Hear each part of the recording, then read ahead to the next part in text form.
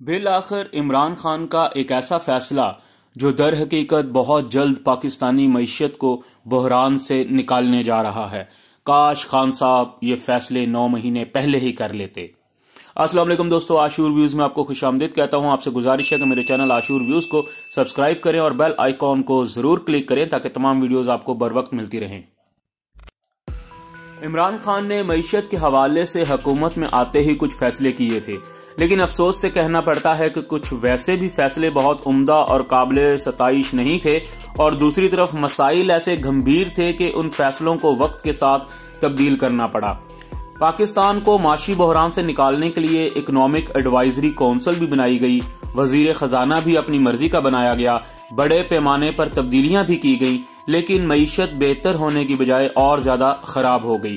उसकी एक वजह यह थी कि इमरान खान ने चेयरमैन FBR और गवर्नर स्टेट बैंक ऐसे बंदे लगाए हुए थे जो कि इसहाक डार के राइट हैंड थे। इस पर अव्वल दिन से मीडिया में प्रोग्राम किए गए, लेकिन खान साहब ने किसी की ना सुनी, और आखिरकार जब इन गद्दारों ने मईशत का बेड़ा ही गर्क कर दिया तो खान साहब को होश आई और उन्होंने एक दफा फिर से तब्दीलियां की और इन वजीफा खोरों को भी हटाया, और इस जंग में असद उमर की भी कुर्बानी देनी पड़ी। खैर, उसके बाद बहुत उम्दा फैसले किए। हफीज शेख को बतौर वजीर खजाना मुकर्रर किया, गवर्नर स्टेट बैंक के ओहदे पर रजा बाकर को तरक्की दी, और अब ताज़ा तरीन इतला के मुताबिक शब्बर जैदी को चेयरमैन FBR लगा दिया गया है। एक तो हमारे यहाँ ये बड़ा मसला है कि जब ऐसी तायनातियां होती हैं तो हम सबसे पहले उनके पीछे छुपी हुई साजिशें तलाश करते हैं और फिर अपनी सियासी और नजरियाती वाबस्तगियों को मद्देनजर रखते हुए चीजों को मैनिपुलेट करते हैं। ये बहुत ही गलत बात है, क्योंकि इस तरह मुआशरे में बेचैनी फैल जाती है। मैं आपको वो बातें बताऊंगा जो हमको मेरिट की बुनियाद पर करनी चाहिए। हम बगैर साजिशी थ्योरियों का जाल बिछाए भी असल हकाइक तक पहुंच सकते हैं, बल्कि अपनी मालूमात में भी इजाफा कर सकते हैं। शब्बर जैदी बुनियादी तौर पर एक चार्टर्ड अकाउंटेंट हैं और ये 2013 की निगरान हुकूमत में सिंध में वजीर भी रह चुके हैं। इनकी हर बंदा तारीफ करता है। ये मुआशी मामलात को बहुत ही बेहतर अंदाज में समझते हैं। ये कई किताबों के मुसन्निफ भी हैं, जिनमें Panama leaks, blessing in disguise, offshore assets of Pakistani citizens और Pakistan not a failed state शामिल हैं। शब्बर जैदी की सबसे अच्छी बात यह है कि वो मौजूदा निज़ाम सियासत, मईशत और करप्ट अशराफिया पर एक जबरदस्त और दुरुस्त राय रखते हैं।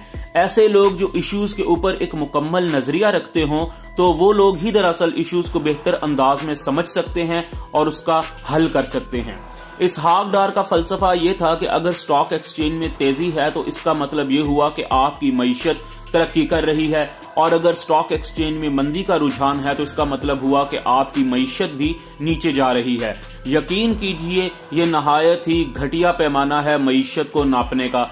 दुनिया भर में कोई भी मुल्क अपनी मईशत को इस जाहिलाना तरीके से नहीं नापता। मुझे खुशी है कि शब्बर जैदी स्टॉक एक्सचेंज पर बहुत इनकलाबी राय रखते हैं। उनके मुताबिक स्टॉक एक्सचेंज का ताल्लुक महज 5 से 10% असर होता है। मुल्क की मजमूई माशी सूरत हाल से उसका कोई ताल्लुक नहीं है। शब्बर जैदी के मुताबिक हमारे यहाँ इन्वेस्टमेंट इसलिए पायदार नहीं है क्योंकि यहाँ स्टॉक एक्सचेंज में उतार चढ़ाव अफवाहों की बुनियाद पर होता है। उनका ये कहना भी दुरुस्त है कि स्टॉक मार्केट में लोग थोड़ी देर के लिए आते हैं, जब मुनाफा कमा लेते हैं तो उस सर्कल से बाहर निकल जाते हैं।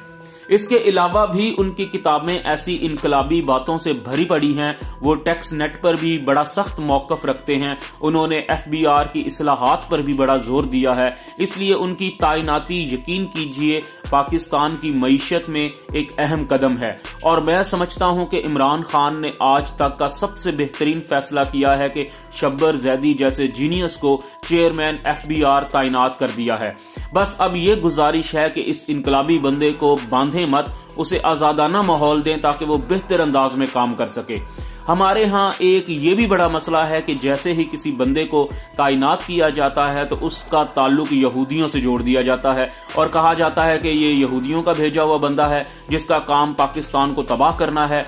यकीन कीजिए, ये बहुत ही घटिया सोच है। अभी आप देखें, हफीज शेख और बाकर जैदी की तकरीरियां हुई तो फिर यही बात सुनने को मिली। बल्कि आज ही खुर्शीद शाह कह रहा था कि जी इन दोनों ने IMF के साथ काम किया हुआ है, ये IMF के बंदे हैं।